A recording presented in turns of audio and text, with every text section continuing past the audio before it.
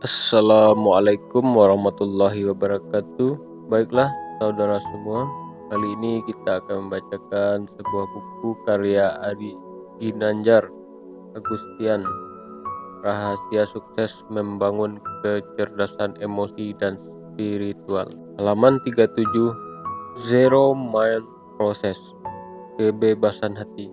Sungguh Allah tidak akan mengubah nasib suatu kaum jika mereka tidak mengubah keadaannya sendiri. Quran Surat Ar-Ra'd.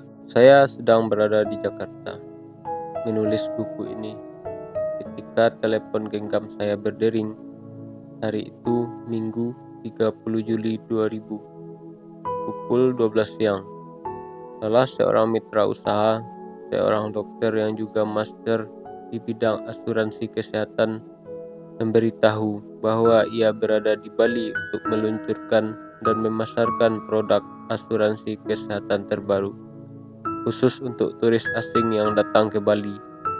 Dulu, ia pernah meminta saya mencari seseorang yang memiliki akses pemasaran luas di Bali. Dan saat itu saya teringat pada Made yang pernah meminta dicarikan produk seperti yang ditawarkan oleh dokter itu. Selanjutnya, saya segera menghubungi Made. Ini peluang bisnis untuk dia. Saya akan mempertemukan mereka.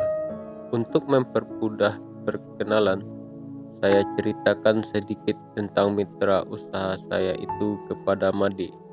Saya jelaskan bahwa mitra usaha saya itu ahli asuransi kesehatan dan merupakan salah satu pimpinan perusahaan asuransi terkemuka di Indonesia. Ia pernah mencapai pendapatan premi terbesar di bidang asuransi kesehatan, dan ia juga seorang dokter yang sukses di Jakarta. Semua itu saya jelaskan kepada Made, agar ia yakin bahwa saya akan mempertemukannya dengan orang yang sungguh-sungguh ahli dan tepat dalam bisnis tersebut. Tetapi, sesuatu terjadi di luar dugaan. Made merasa dirinya tidak sejajar dengan sang dokter. Ia ungkapkan keraguannya untuk berjumpa dengan calon mitra usahanya itu. Kemudian saya baru menyadari paradigma yang terbentuk akibat kata-kata dan penjelasan saya tentang sang mitra usaha itu sendiri membuat dirinya merasa minder. Kemudian saya yakinkan kembali kepadanya. Dokter itu memang ahli di bidang asuransi kesehatan, tetapi pengetahuan tentang jaringan pemasaran di Bali pastilah Anda yang lebih menguasai. Lalu saya katakan, mitra usaha itu tinggal di Jakarta dan Anda tinggal di Bali. Jadi Anda pasti lebih mengetahui Bali. Bahkan apabila sang dokter itu berjalan sendirian di daerah Kuta, pastilah ia tersesat kebingungan. Saat itu bisa saya rasakan senyum Made memancarkan kepercayaan diri. Lalu ia berkata, "Baik, berikan nomor teleponnya sekarang."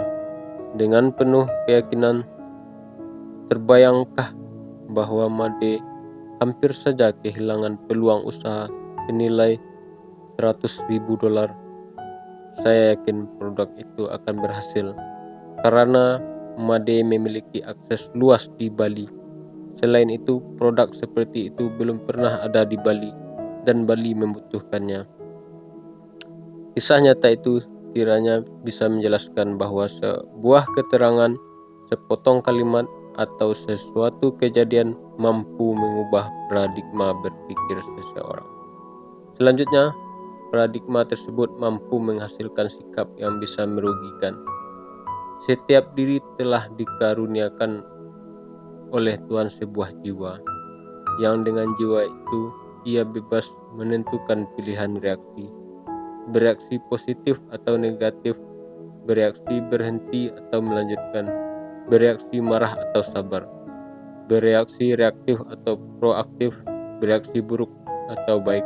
Andalah sebenarnya penanggung jawab penuh dari reaksi, sikap, dan juga keputusan itu. Made belum memiliki prinsip kuat dalam kerangka berpikirnya.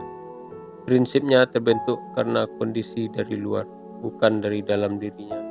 Kini akan saya sodorkan sebuah fakta sejarah tentang Bilal, sahabat Rasulullah berkulit hitam. Masih ingatkah Anda tentang Bilal yang ditindih batu besar di tengah padang pasir panas? Ia dipaksa untuk meninggalkan agamanya. Namun ketetapan hati mampu membuatnya bertahan, dan ia hanya berucap, "Ahad, Ahad, Ahad." Meski Bilal adalah budak yang tak merdeka secara fisik, para Quraisy itu tak pernah bisa merampas kemerdekaan hati Bilal. Ia bebas memilih prinsipnya, mempertahankan keyakinannya, apapun risiko yang dihadapinya.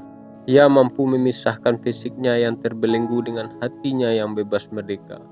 Batu besar itu memang menghimpit tubuhnya, namun tidak mampu membelenggu jiwanya. Bahkan ia tidak pernah mengizinkan pikirannya merasa terbelenggu. Bilal adalah raja atas pikiran dan hatinya sendiri. Ia mampu keluar dari tubuhnya yang dihimpit batu. Inilah makna ahad, merdeka dari keberpihakan duniawi. Hanya Sang Pencipta yang menjadi kekuatan. Kisah Bilal tadi kiranya mampu menjelaskan bahwa kita sesungguhnya memiliki kebebasan untuk memilih reaksi terhadap segala sesuatu yang terjadi atas diri kita. Kitalah penanggung jawab utama atas sikap yang kita ambil, bukan lingkungan kita. Dari diri kita sendiri sesungguhnya penentu pilihan tersebut. Sungguh kebenaran jelas berbeda dari kesesatan. Maka barang siapa ingkar kepada togut, setan dan sesembahan selain Allah, dan ia beriman kepada Allah, sungguh ia berpegang pada tali yang kuat yang tidak akan putus. Quran Surat Al-Baqarah